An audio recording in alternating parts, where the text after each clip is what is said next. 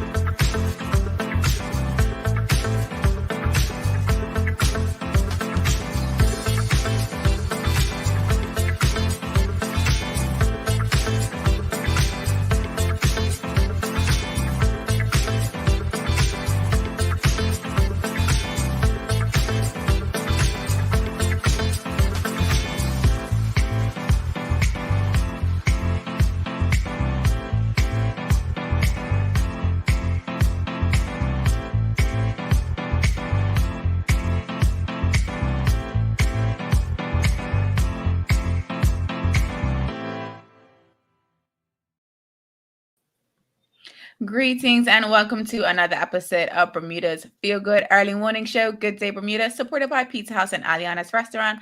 I'm Terri Tuku alongside Jackie Lambert, and we are ready to bring you some feel good vibes this morning.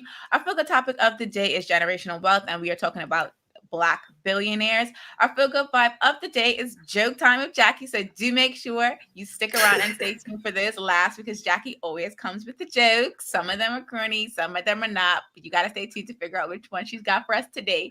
Before we get into that, let's see who is tuned in with us as we get ready for our feel good warm up. Jack, I see we have Sean Smith. Good morning to you, Sean Smith. Thank you for joining us bright and early. As you're joining in, let us know in the comments where you are tuning in from. Say good morning to us. We would love to hear from you. We're going to start our Feel Good warm-up, and I actually want to bring this onto the screen so hopefully y'all can see that. We're going to be talking about the fact that Rihanna is a billionaire. So before we ask you all to share your thoughts with us, Jackie, what did you think when you heard that Rihanna became a billionaire at age 33? Because she's in our generation, so it's not like Black wealth is that far-reaching for us. So what were your thoughts on it?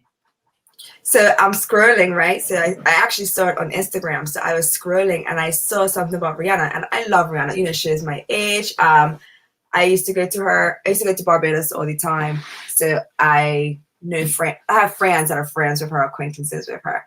And so I felt like I knew her. So I felt like she was like one of our friends. Obviously, you know, we grew up listening to her music, everything like that. So I felt like one of my friends one night was like, oh my God, yes! We're making headway, you know? Everybody's coming up. So I was very excited. She puts in so much work. And so she did become a billionaire, not just necessarily from her music, well, not even from her music. It's from her Fenty brands. It's from all of the other things that she's done. She's done a lot in the beauty space with Fenty Beauty. She has her lingerie line now. She has just so much going on. So it only makes sense that she was able to, you know, amass that wealth. So we want to know in the comments, let us know your thoughts on Rihanna becoming a billionaire. Did you think someone like Rihanna would be able to do that? And she's from an island too, which I think speaks volumes for those of us that are, you know, still on the island, still trying to make it happen. You can actually, you know, amass wealth. You don't have to be trying to amass billions of dollars, but, you know, if that's your goal, it's possible because Rihanna did it. And I see that we have Sheldon Jones. Good morning to you, Sheldon. Thank you for tuning in with us. I know that I can say, for me personally, Rihanna becoming a billionaire only further solidifies the fact that it's possible to gain wealth. Yes. It's absolutely possible to be someone who is not necessarily feeling like they have to live paycheck to paycheck or feeling like they have to, you know, struggle in order to make ends meet, because wealth is out there. Like Rihanna's story, she started back in the mid 2000s, I want to say. I can't remember. I know we were in high school. It was like 2007, because I was away in Tennis Academy when she first came out. And I remember when she first came out, because her album was Music of the Sun, and like she was such an island girl. Like you could not tell me that Rihanna didn't come from an island. Funny replay. Like she has the like little crop top, the oversized jeans, and I was like, that is so island girl. And just to see her go from there to where she is today is one of those things that's very inspirational. I know she doesn't want to be a role model. She said that in an interview, like someone had asked her, how does she feel about being a role model? She's like, I didn't want to be a role model. That wasn't my intention. So I'm not a role model. Like, I don't see myself as that. She is very inspirational though. Like, whether she wants to be a role model or not, she definitely is. So shout outs to Rihanna for becoming a billionaire. I think, what is her net worth? It was 1.7 billion. She's estimated. That's now her net worth. $1.7 billion. And I love how she did it off of like having a good, like, you know, good intentions. She went out and she was being inclusive. She saw that there was something in the market that was missing for the next person, so she created it. There wasn't makeup that would, for example, there wasn't makeup that could match me. There were other brands, and I'd have to get 2 of their products to mix to get one that worked for me. Whereas hers, as soon as I tested it, I let it dry, and I was just like, I've never found something that matches me one time.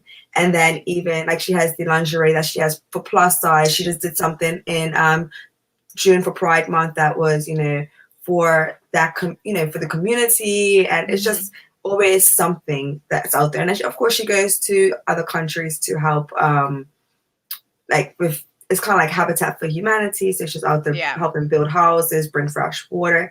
So she's just all around doing a banging job. She does the dang thing, that's for sure. We have a comment here from Sheldon Jens. He says, wealth has become much more accessible, not to dismiss her work, but there have been several celebrities who've made a fortune beyond their main personas. Well done to her. And I think that speaks volumes that people are doing that, because it further solidifies this idea of creating multiple streams of income. Like, just because even Jay-Z starting out in the music industry, switching over to fashion, starting the Rock Nation music label, then the Tidal purchase, and now he's on the board of Square. It's like, you don't just stay in the thing that kind of puts you on the map or got you started. You do have to diversify your income. As people talk about diversifying their investment portfolio, diversify your income, because all of those things together will help you amass wealth. So that's definitely a great point. And I see we have another comment from Sean Smith. Jack. That's great for her, and hopefully she will show her islands people how to do it. I know she's very involved, and not just her in the islands, community. all of us, we as a nation, we as a region need these keys. Like, we all need these keys. But go ahead, Jack. What were you saying? Oh, no, I'm saying I know she's just very involved in her island, so I just don't see her leaving it just unknown. I don't think she's gonna tell you all her secrets, but she'll help some people.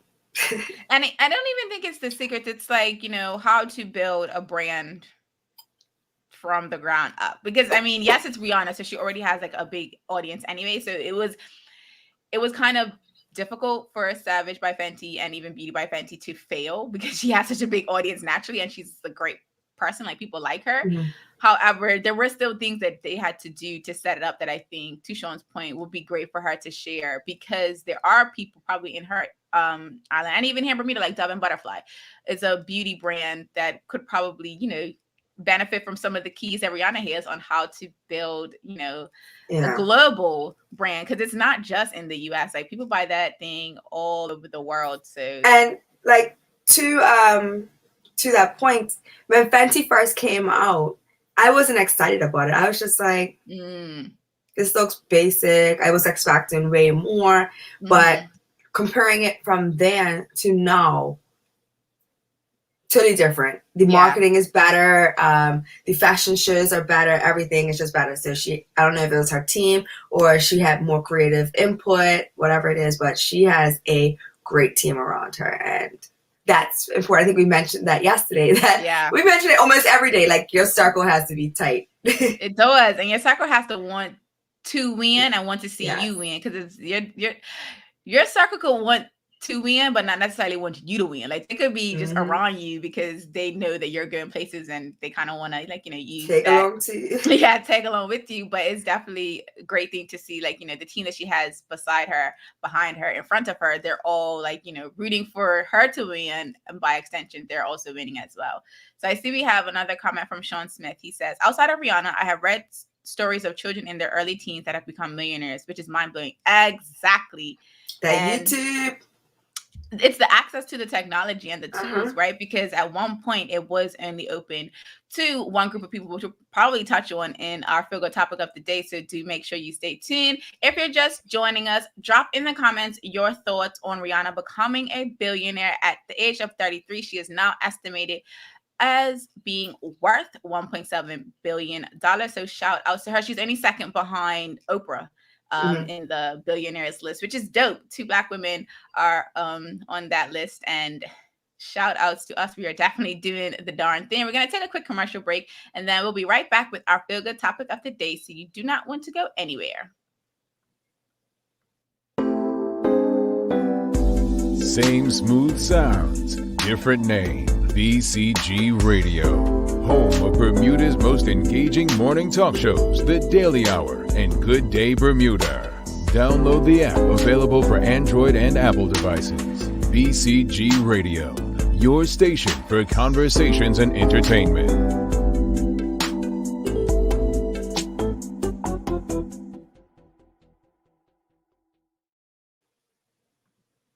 Welcome back to Good Day Bermuda, supported by Pizza House and Aliana's Restaurant. I'm Terri Tuku alongside Jacky Lambert, and we're going to get into our Feel Good topic of the day.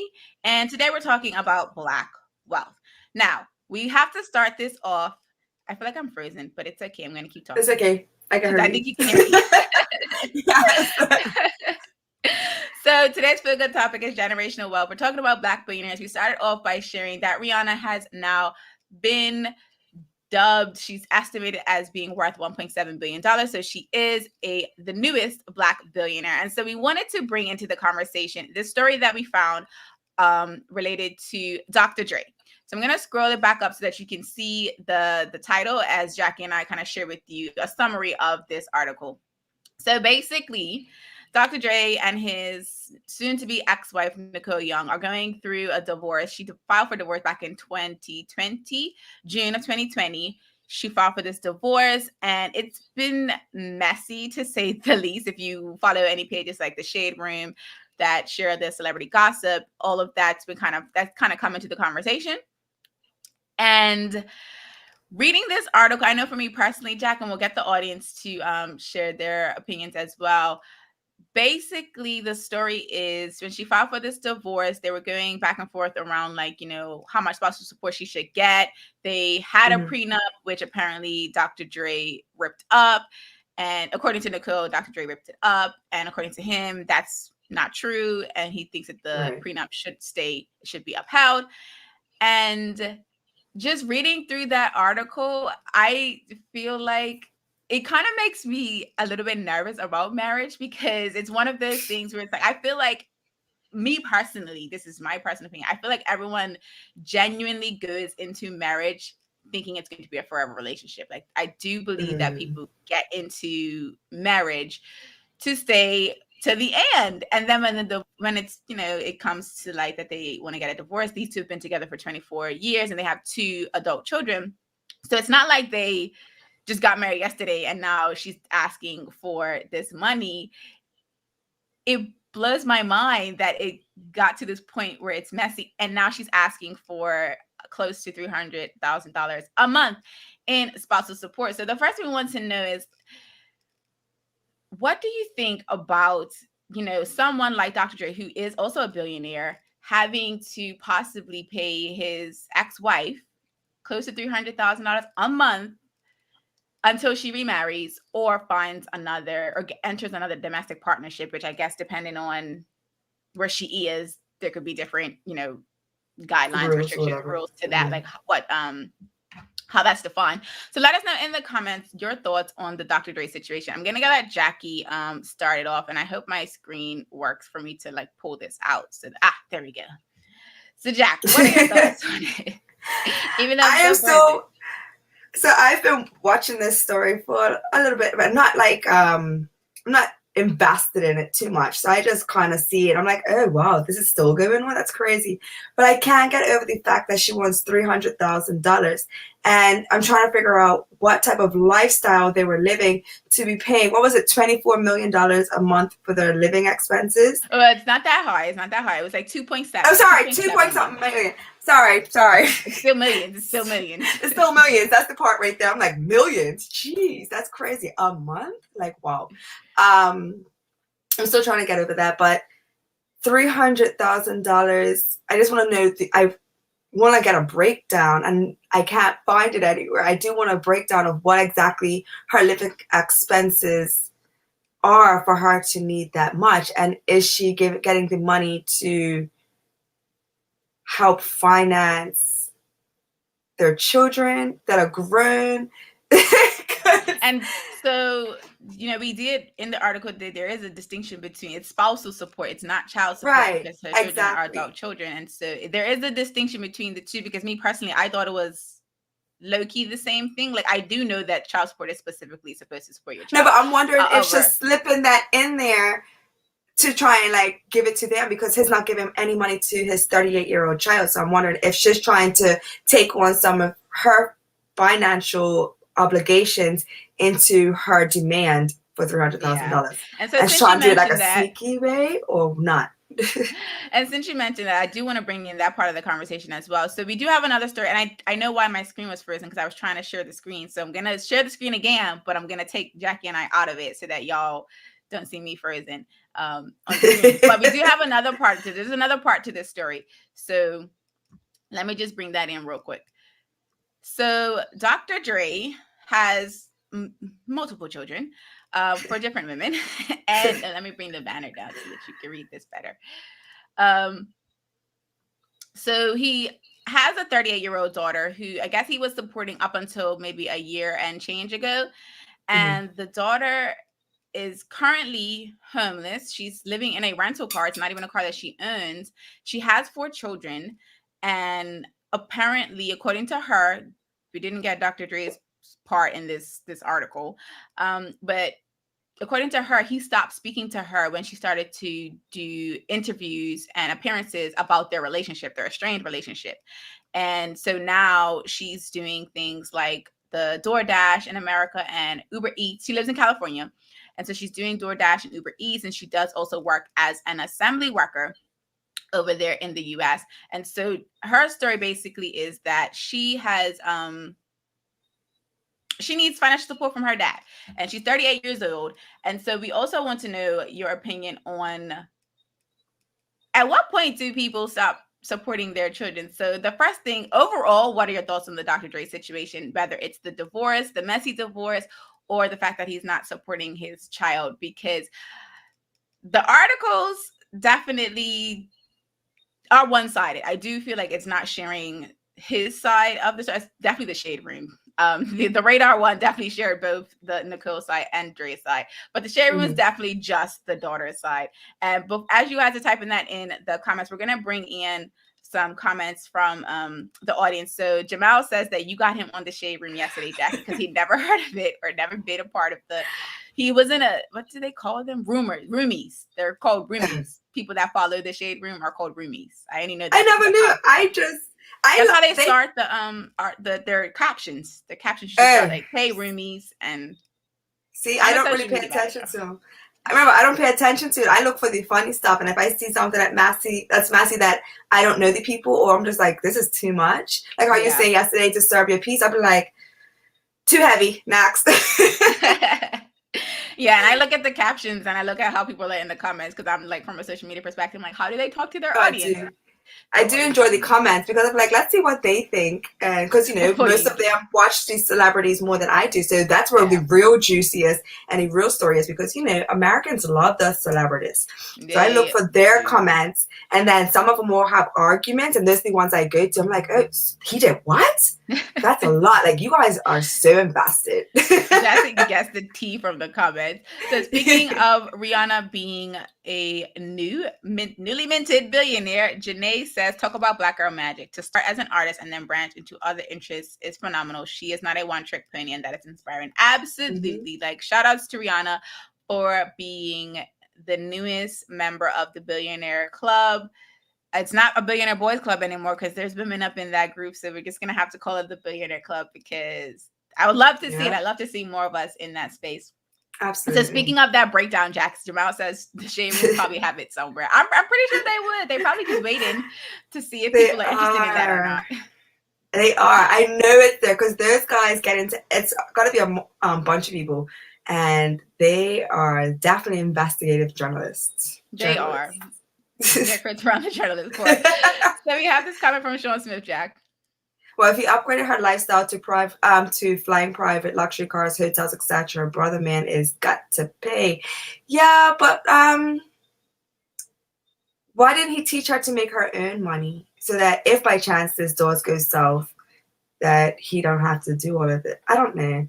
I feel like she should have learned some tricks. Unless the only reason I could see this making sense, if she played a vital role in him becoming the success that he is. Mm-hmm, she was there as his manager. She was there as what is that? It was a bug. It was a friend. That's why I came to say hi to the audience. I want my door open. I need to stop doing that.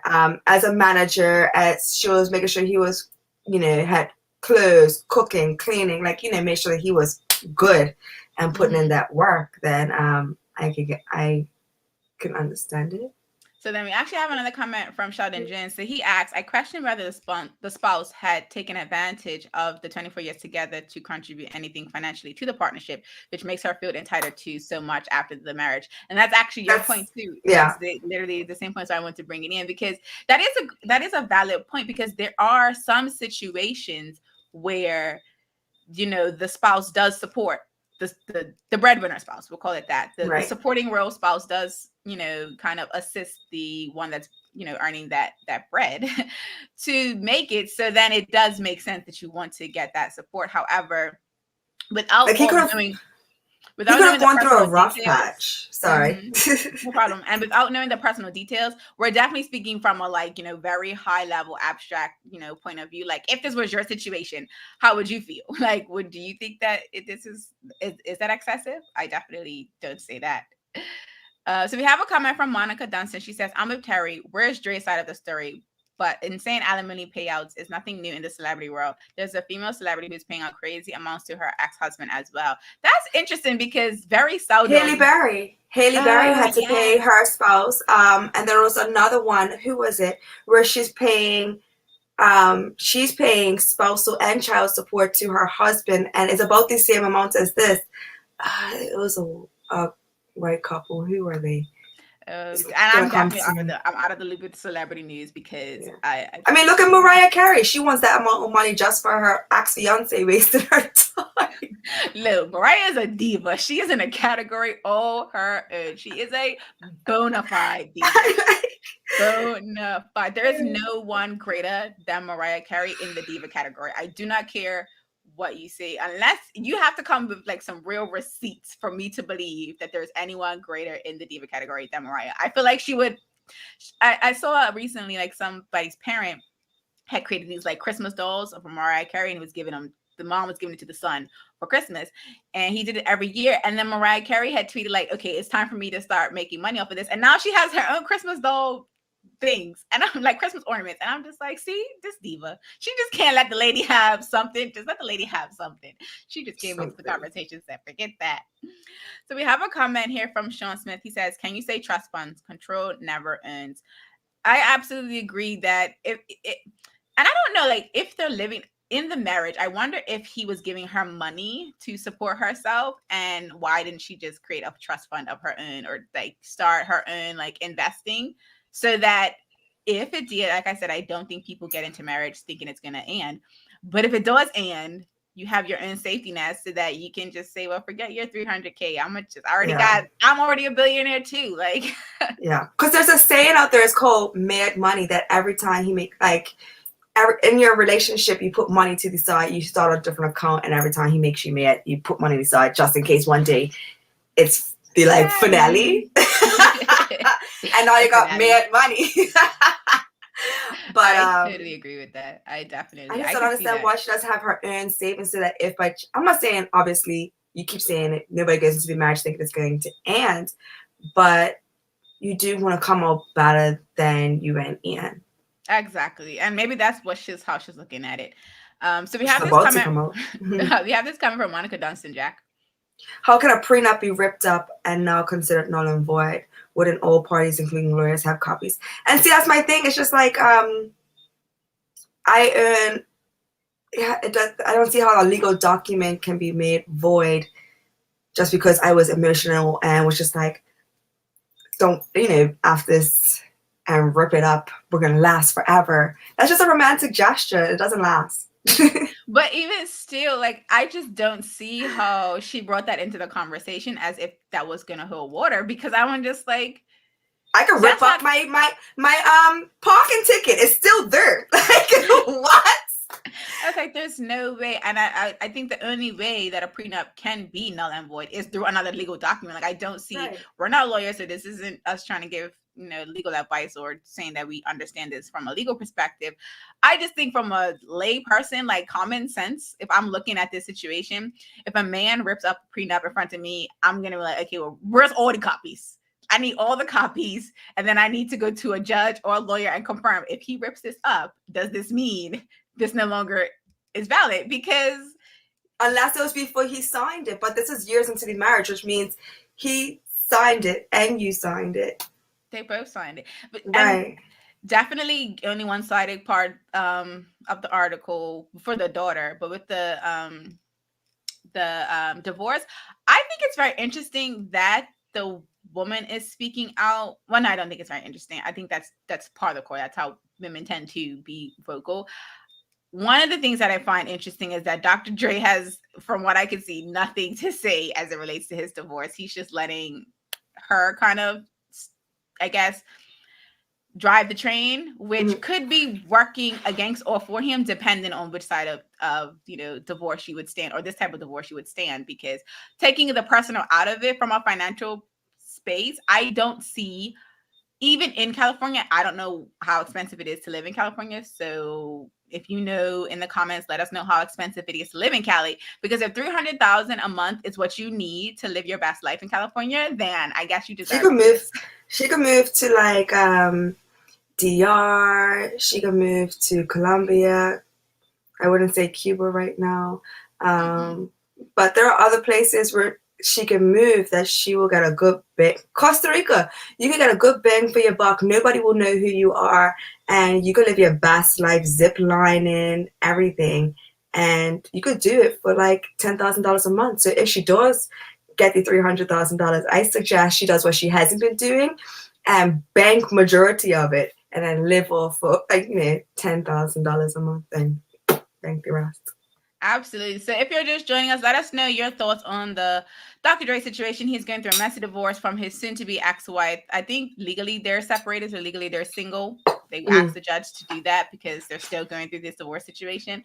So let us know your thoughts on it. And we actually also want to know, at what age do you think a parent should stop supporting their child, regardless of the wealth? Because there's been a lot of talk around, like, because he has all this money, he should just do it anyway. Like, he should just take care of his daughter anyway, because he has commas upon commas in his account, and it's going to be like a drop in the bucket, or not even a drop in the bucket for him. And so if you're just joining us, we did share that one of Dr. Dre's children, his 38-year-old daughter, is currently homeless. She's living in a car by herself. She has 4 children who are staying with friends. They're not staying in the car with her. But apparently over 18 months ago, Dr. Dre stopped supporting her financially because she started to do some interviews talking about their strained relationship. So he cut off financial support for her. So we want to know in the comments, at what age do you think a parent should stop supporting their child, regardless of how many commas they have in their account? So Jack, you got to start this off. At what age do you think it's like, okay, enough is enough? I feel like you should get at least 4 years out of college to set yourself up. And that's like actually max 4 years, because most times you come out of college, you already have a job or whatever. And even if she didn't go to college, she has her father's name that could have gotten her some connections to get into a decent gig. I'm just trying to figure out how you're 38 with 4 kids and you're asking your dad, like your dad's been supporting you all these years, and you're asking for it back after you've been doing interviews about your strained relationship and expect him to still reward you. Because if it's about a strained relationship, then obviously you're sending a lot of negative messages out there. But where are the fathers of the 4 kids, like why aren't they helping you with the kids? Mm-hmm. And I'm gonna say at least, max 25. After 25 to 27, a little bit of help here and there is fine, but to completely finance your life, that's ridiculous. Yeah, audience, let us know in the comments your thoughts. I will share because this is like my favorite topic. Finances are my favorite topic to talk about. And I think one of the things that is unfortunate is if up until the age 37, she was getting some support from her dad, or 36, she was getting some support from her dad. It's the same thing. Like, at what point were you learning how to manage your money? And if Dr. Dre didn't just become a billionaire, just out of the blue. Like, he did some things, like he invested, he has cash, and he also has stock. So he's done some things. So at what point were you asking your dad for advice around your finances? And we don't know their personal relationship. We don't know their personal situation. So we don't necessarily know what conversation she was having with him. But those are some of the things that I think come into this conversation, because I don't think at any point a parent should 100% take care of their kid, no matter how much money they have. Like, to me, that just seems absurd, because what you're teaching the child is that money is not something that you work for. It's just something that's given to you. And so you don't value money. So you're willing to just blow it, spend it. And you're not teaching that child how to be wealthy. You're not teaching that child how to take what you've just been able dependent. to amass. Exactly. You're creating this relationship of codependency, which there's a liability. Your liability. And there's a statistic that I read in The Wake Up Call, which is a book about Jay-Z's album 444. And the statistic is that I think 30% of wealth is lost in the first generation after the generation that built it. So, your kids would likely lose it. And then within 3 generations, 90% of that wealth is gone. So that means that if you're just giving money to your child, that means 3 out of 10 times. You gotta make them sweat so that they don't want to lose it. I mean, for example, my niece doesn't just get whatever she wants. She wants to go swim in the pool. You gotta clean it. Like, you want to earn this house, you gotta do X, Y, and Z, because we didn't work our tails off to get this just so you can lose it as the 3rd generation because you're lazy and you're entitled. He raised an entitled child that thought that going and talking to the media was going to give her a better relationship. Well, then, correction, he didn't raise her. Well, it didn't seem like. Well, you know what I mean. He divorced her mom at age 5, and then they lost communication, it seemed. So I guess that also comes into the conversation too, right? Because maybe it's maybe it's her trying to create a connection with her dad and knowing that money is the one thing that he cares about. Maybe that's kind of how she took it. Very interesting that up until the age 36, 37, it kind of all boiled over for her financially. We had this comment from Sean Smith. Jack. It depends on the situation, because I will always help my children as long as they have their own income. Help to buy a house, starting a business. Exactly. That's different. Like, but to completely bail your child out. Yeah. Over and then he also says, if you're bun, then heck no. And that's kind of, don't know her situation, so we're not speaking over her life. It's just one of those things where, because I've seen some commentary say, well, he should at least pay her rent. But he was obviously helping her prior to this a little bit, because he just stopped paying over a year ago. So he obviously was just like, you know what? You're not doing anything to benefit and help yourself. You're just a leech. I can't do this anymore. So he by the looks of it, and I'm just obviously assuming. And it's also from her side too, because she's been sharing. So exactly, this is her story. Like, this isn't from Dre's side. This is her side. Like, you just exposed yourself as a leech in my mind. And it's really sad, because her story is not like, it's not all roses and, in the garden. Like, it's sad that she's having to live in her car. It's sad that she has 4 kids that she can't support. And it's also, it brings into this conversation the issue of being able to generate wealth in the Black community. And like, this idea of having to struggle is the only way that we're ever going to be able to have an existence, which is crazy, because your dad is a billionaire. And at what point do you, even if he doesn't support you, at what point do you say, well, forget him, I'm going to go and make my own money. Like, I'm going to become my own self-made millionaire, my own self-made, whatever. Like, at what point do you just kind of take responsibility for the fact that... Yeah, like at what point does the hustler in you activate? Like I maybe it's because I've always had a job. Like I've been working since I was 12. And then I've always had like an extra job. So I taught tennis and I worked at Music World. I taught tennis and I chartered a boat. I taught tennis and I'm on, like, it was always 2 to 3 jobs. Gosh, I wasn't having a good season one year and I went and became a waitress and tried to be a bartender. Like I couldn't just sit around idly waiting for somebody else to give me a handout.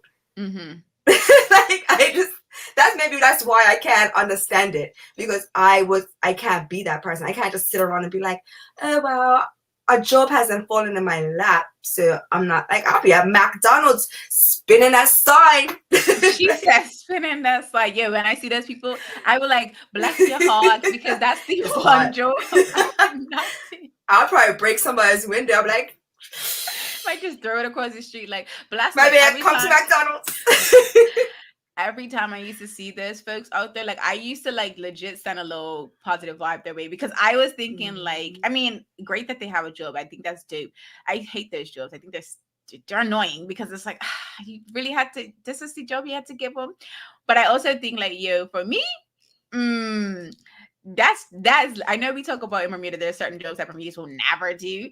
When I lived in America, that was the one job I could not see myself doing. I could not see myself doing that, because I don't think I had the proper hand-eye coordination for it, and I just feel like I would cost the business more money. So I was just That's why I wasn't a majorette. That's why I wasn't a majorette. I have hand-eye coordination for everything else. Like I could toss it up and catch it, but I can't.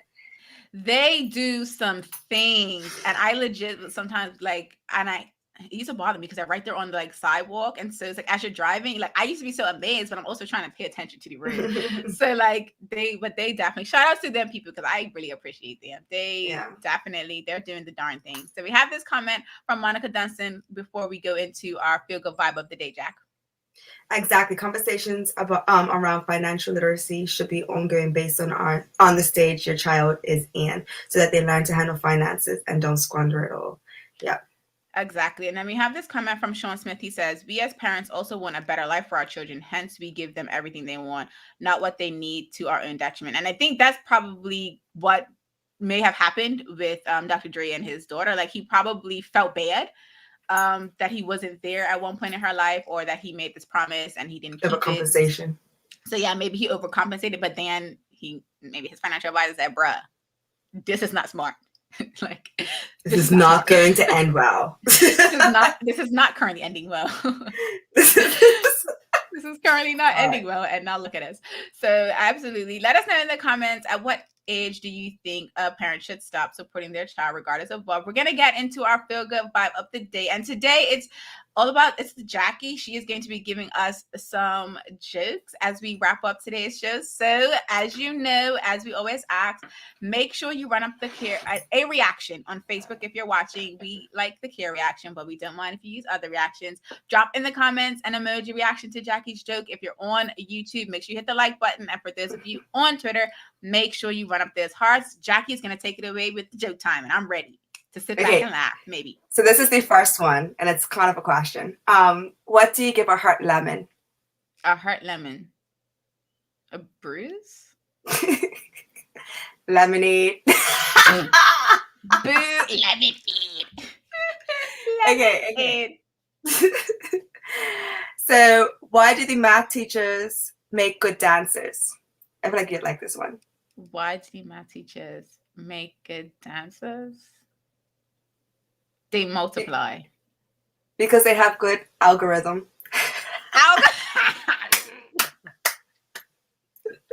Algorithm. That's a good one. I like that one. I did like that one. The first one, I had to do this one for Terry. I like that one. Let us know in the comments what you thought about Jackie's jokes today. Drop the emojis in the comment section, or run up the reactions if you're watching on Facebook. Jackie and I hope that today's Feel Good Vibe has you ready to make it a great one. Thank you for watching this episode of Good Day Bermuda, supported by Pizza House and Aliana's Restaurant. I'm Terri Tuku alongside Jackie Lambert. We trust we'll see you tomorrow for another Feel Good conversation. Until the next episode, peace and have a good day, Bermuda.